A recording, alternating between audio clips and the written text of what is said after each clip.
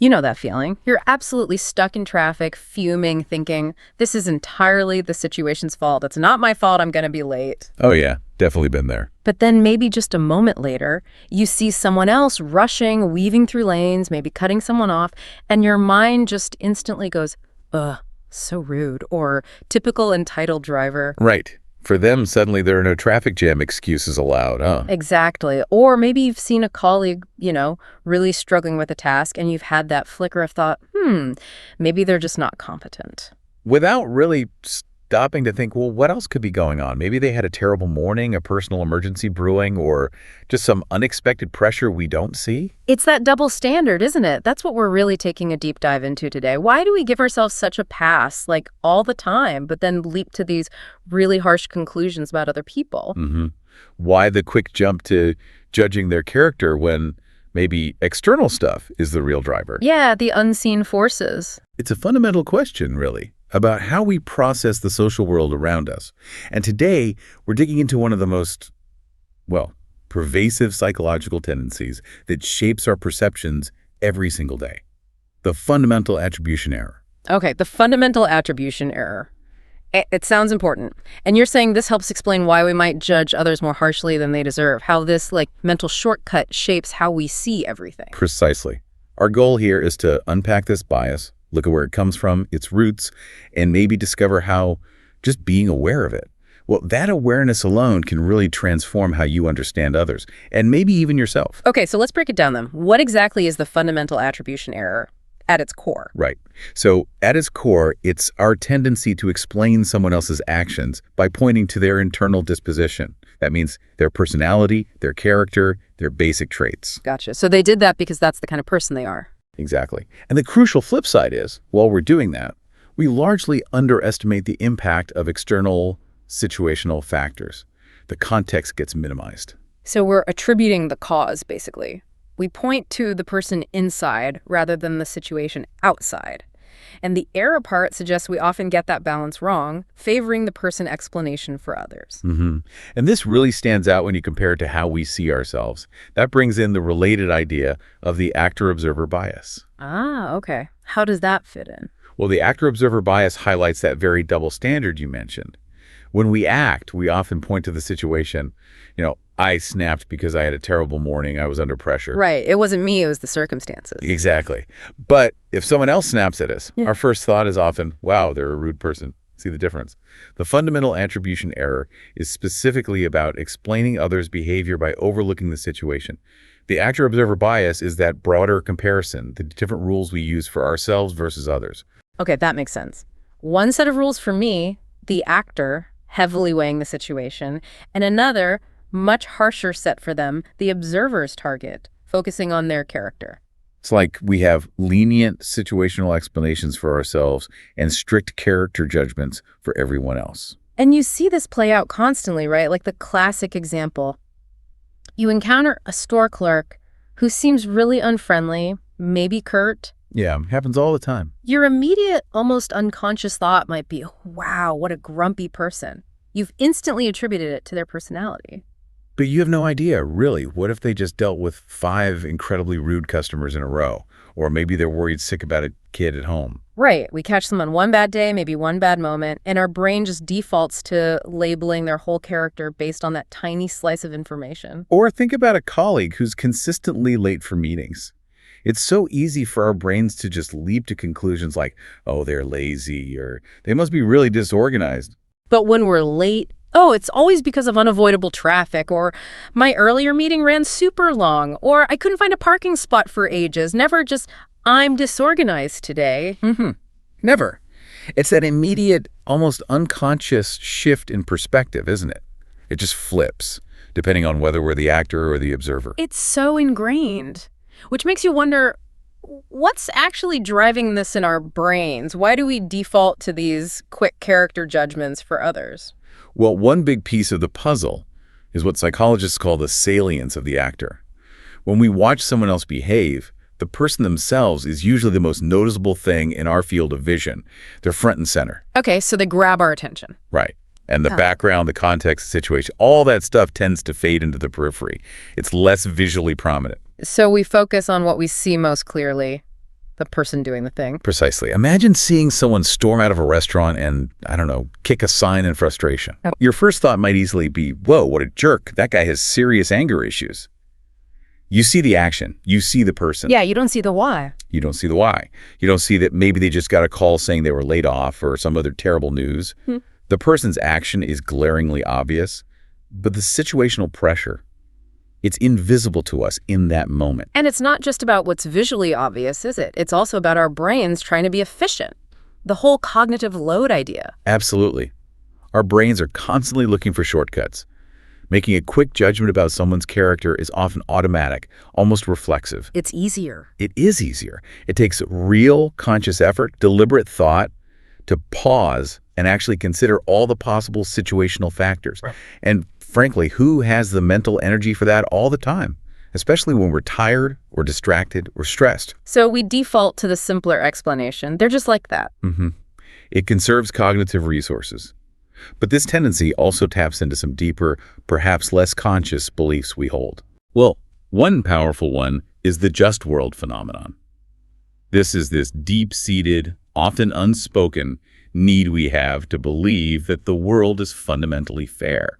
That, good things happen to good people and bad things happen to bad people. Okay, I think I see where this is going. If we see someone suffering. Right, say someone facing health problems or financial difficulties, or maybe they're being bullied.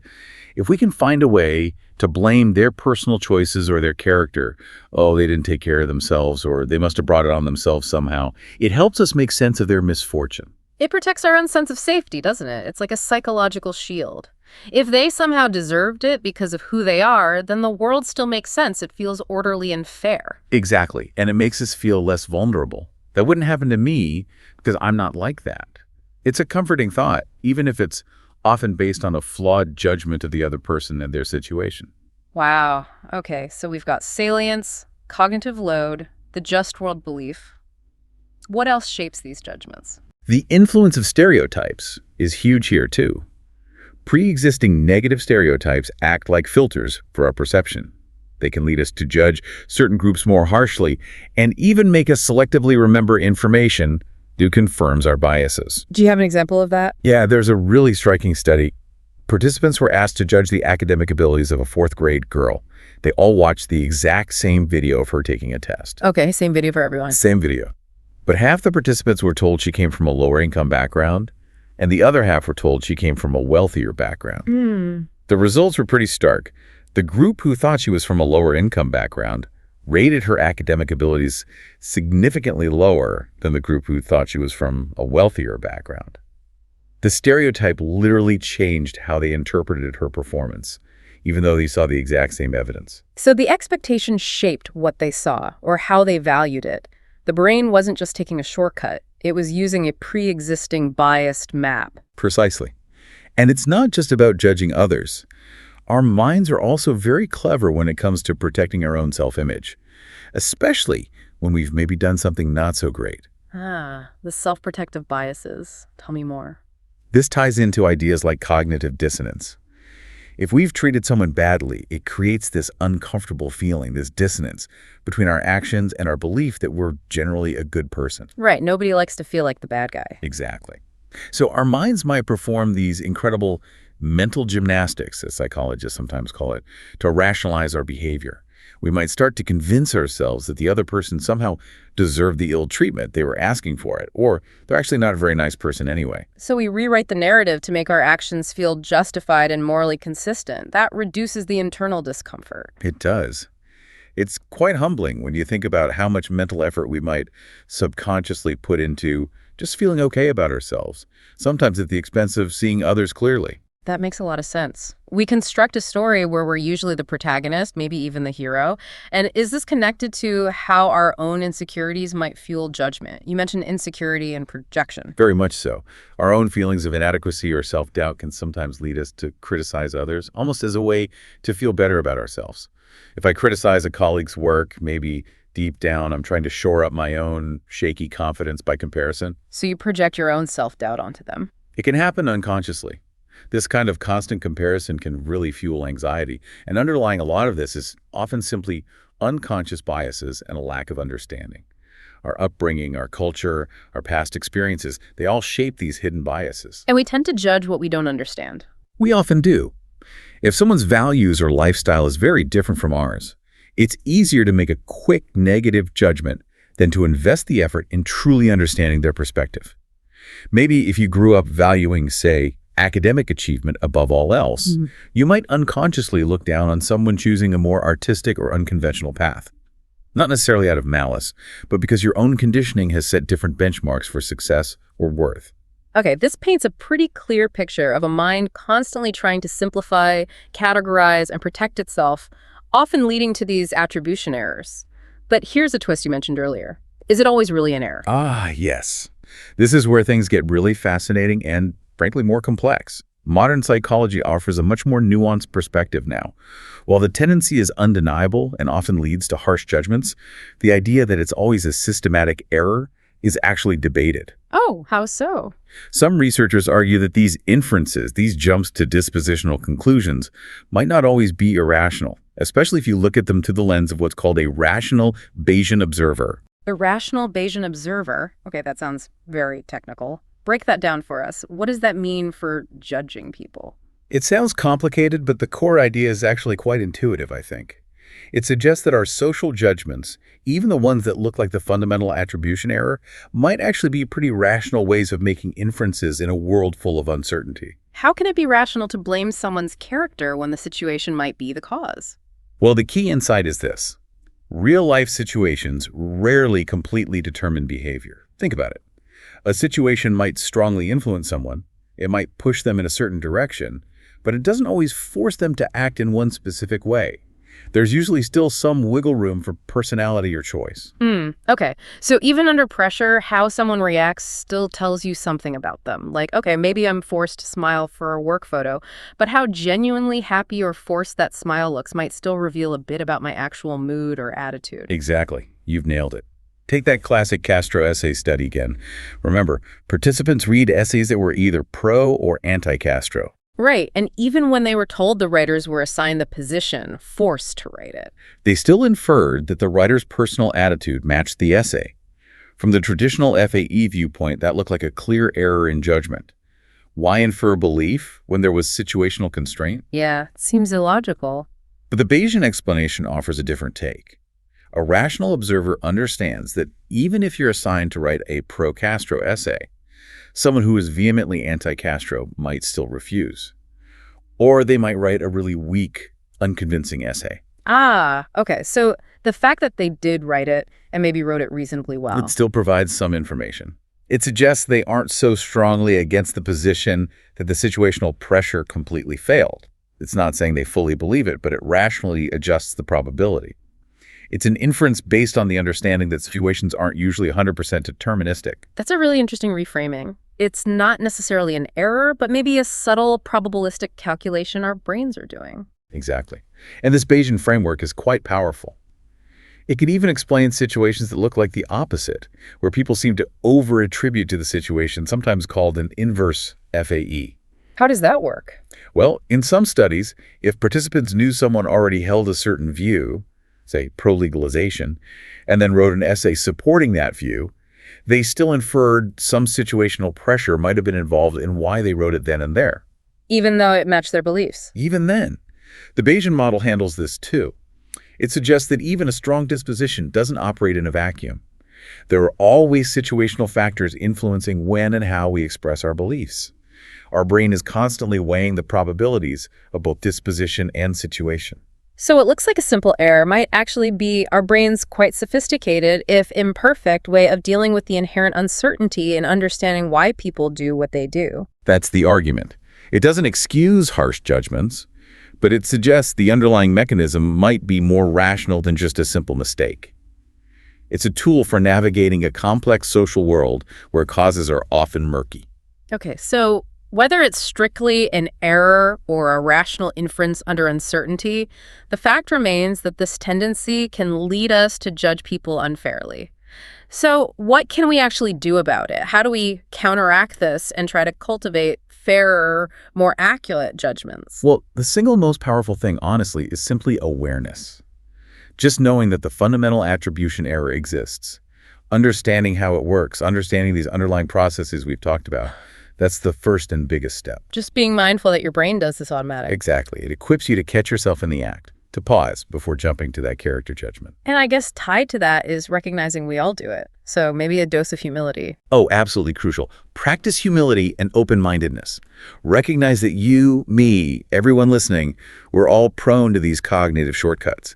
So approaching others with a genuine desire to understand rather than just to label or judge is key. Which leads naturally to empathy, right? Yes, cultivating empathy. Actively try to step into the other person's shoes.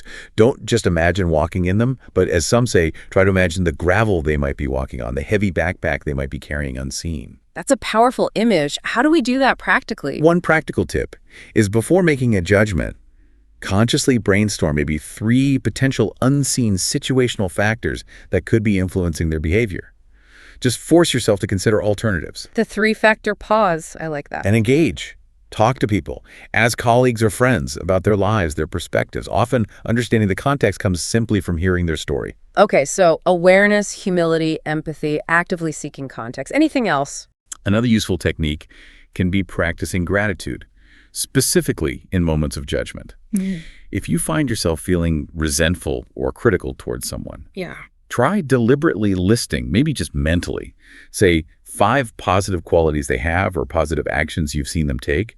It sounds simple, but it can really help rebalance your perspective, shift you away from focusing only on the perceived flaw, and see them more as a whole person again. That helps counteract the negativity bias that often fuels judgment. And finally, just making that conscious consideration of context a habit.